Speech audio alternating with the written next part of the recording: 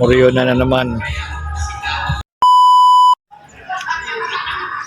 Hello mga kalagalag. Magandang araw.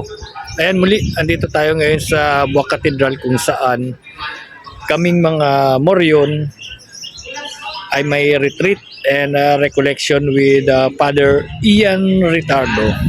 Siyempre importante ito lalong-lalo na sa mga baguhan na magsusuot ng Moryon para malaman nila kung ano bagay yung pagmumoryon, ano bagay yung pamamanata, bakit inagawa natin ito, especially karamihan dito sa amin, mga taga Marinduque, at namana na namin ito sa aming mga ninuno.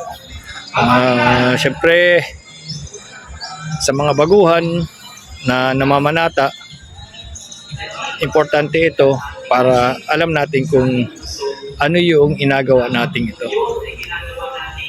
Ayan, muli, kita-kits tayo, Lunes Santo.